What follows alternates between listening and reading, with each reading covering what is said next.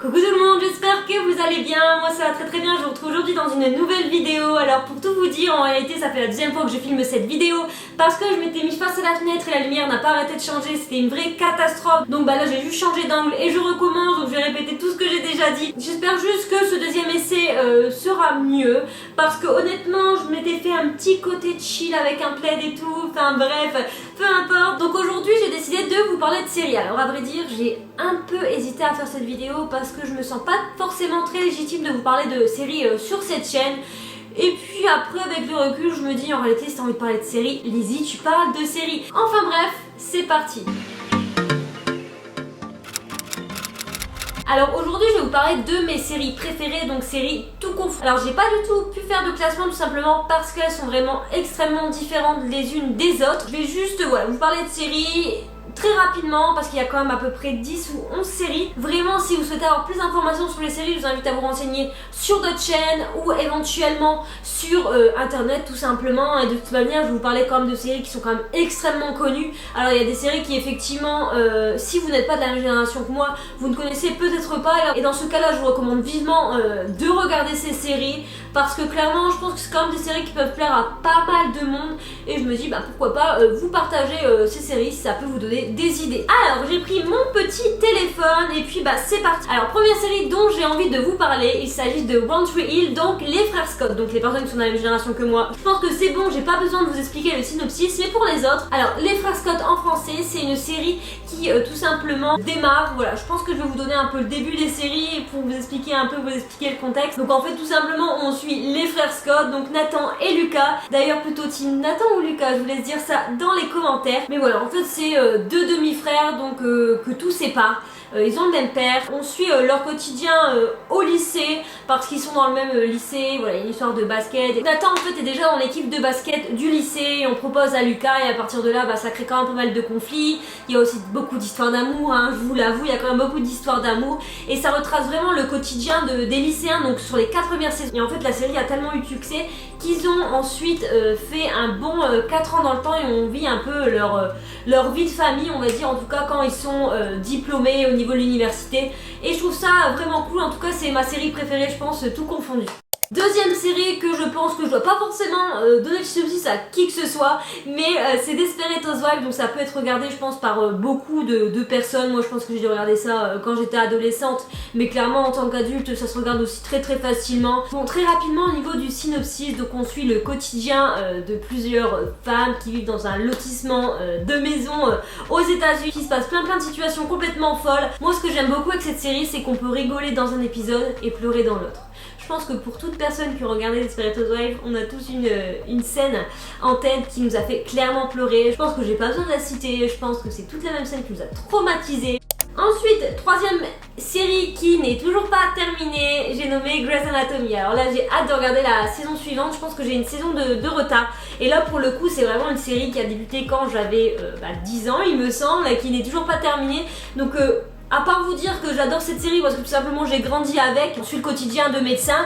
En tout cas voilà, j'adore cette série, on s'attache aux personnages et puis il y a surtout des personnages qu'on suit quand même depuis 10 ans. Donc clairement cette série elle m'a fait rire, elle m'a fait pleurer, elle m'a fait sourire, enfin bref, j'adore.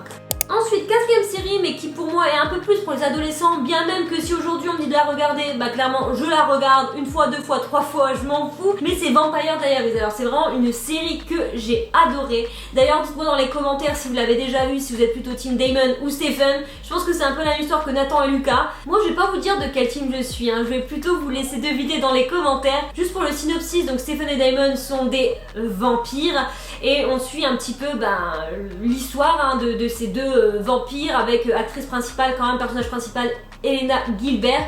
Donc ça tourne quand même beaucoup autour de leur histoire avec cette fille. Et puis bien évidemment il y a des personnages que je peux pas dire secondaires parce qu'ils sont quand même principaux dans la série, mais voilà c'est plutôt adolescent. Alors il me semble qu'au début ils sont au lycée et ensuite ils sont diplômés et puis on suit leur quotidien quand ils sont à l'université. Mais voilà, il me semble qu'ils sont tous à peu près dans la même université.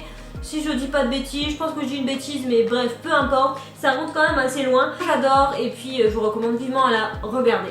Alors, série suivante, alors là on va partir sur des séries qui sont un peu plus, on va dire, moins amourettes et un peu plus avec une intrigue un peu différente, un peu plus de violence surtout, parce que c'est vrai que dans Vampire Diaries il y a quand même de la violence, hein, c'est des vampires, mais c'est pas la même violence. Et la série suivante dont j'avais envie de vous parler, c'est Breaking Bad. Encore une fois, je m'étale pas parce que beaucoup de personnes vont connaître. Donc Breaking Bad, c'est l'histoire d'un professeur de chimie qui apprend qu'il a un cancer, et à partir de là on va dire qu'il va rentrer dans des activités un peu illégales.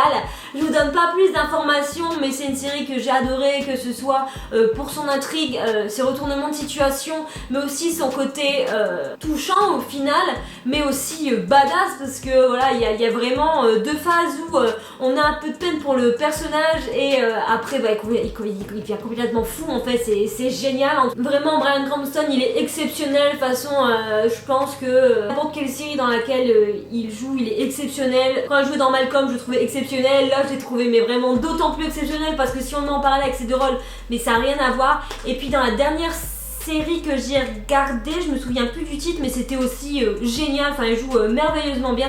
Au suivant, donc la série suivante c'est d'ailleurs une série qui n'est pas encore terminée, qui est disponible sur Netflix, c'est Peaky Blinders. Donc là pour le coup on n'a pas de date il me semble pour la saison suivante, alors peut-être en 2022 il me semble. Et puis bien évidemment quand je vous dis que j'ai appelé mon chat Shelby c'est que voilà, je suis assez fan de cette série. Donc très rapidement au niveau du synopsis, ça suit donc les frères Shelby dans les années 20, dans les années 30 je sais plus trop, puis un peu dans toutes les magouilles. L'acteur principal c'est Thomas Shelby. Ça se passe en Angleterre. Je trouve que c'est un peu différent de toutes les séries qu'on peut voir américaines au final, parce que je regarde beaucoup de séries américaines et là ouais, c'est quand même bien différent, et voilà, c'est plutôt cool. Donc je vous invite vivement à regarder. C'est quand même une série qui est quand même assez sombre je trouve, mais qui est plutôt cool et quand même assez violent, donc évitez de regarder avec vos enfants, mais c'est plutôt cool. Donc série suivante dont j'avais envie de vous parler, Vikings. Alors je pense que avec le titre vous savez que nous allons parler de Vikings, donc sans trop vous dire bien évidemment encore une fois.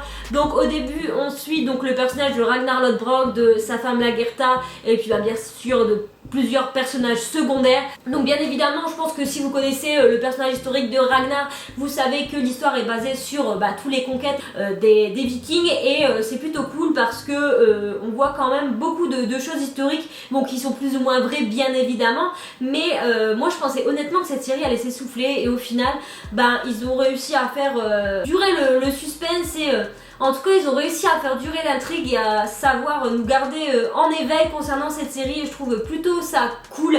Donc c'est pour ça que je la mets dans mes séries préférées. D'ailleurs elle s'est terminée il n'y a pas si longtemps, je pense qu'elle s'est terminée il y a moins d'1 an, et j'ai vraiment adoré cette série.